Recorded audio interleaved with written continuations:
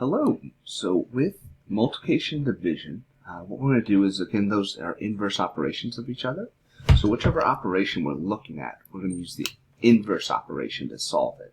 So let's start off with this problem right here. We have 3x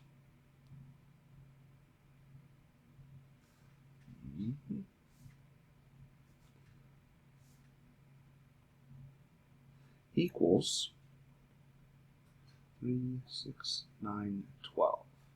Okay. All right, so I have 3 groups of x. So what I'm going to do is I'm going to divide them equally. So I'm going to have 3 separate groups. I'm going to make sure that each group has the same amount in them. Okay. So when I do that, I can see that 1x is the same as 4. So I divide by 3, creating 3 equal groups. X equals 4. Right? And this one I have part of an x. Okay. In fact, I have 1/5. 1, 2, 3, 4, 5. I have 1/5 of an x. Okay. So 1/5 x equals -2. By the way, you'll actually see this written like this more often. X over 5 equals -2, which means the same thing. Okay. 1 times x is x. All right. So in this one, I only have a part of a piece. I only have 1/5 of something. So I'm going to actually need to multiply.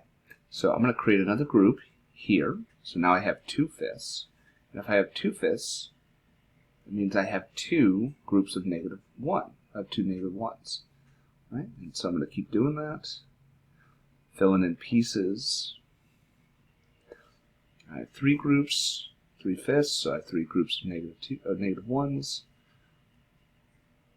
4 groups, 4/5, 4 groups of -2, and then now I have a whole. So now I have 5 groups of -2, which is -10. So multiply both sides by 5. X, 1 whole x, is equal to -10. All right. I also wanted to cover how to deal with negatives. So over here on this screen, what you see is basically the same problems, but they have negative values on them. So we have -3x equals 12. Okay.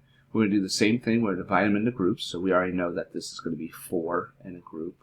I'm going to just kind of throw everything else down here. Okay. So I'm going to divide by 3. Okay. So I have -x equals 4. All right, and we know how to deal with this from addition subtraction. I can add an x to both sides and then add -1 to both sides. So I'll add -1 to cancel those out, add -1 to cancel those out. Okay.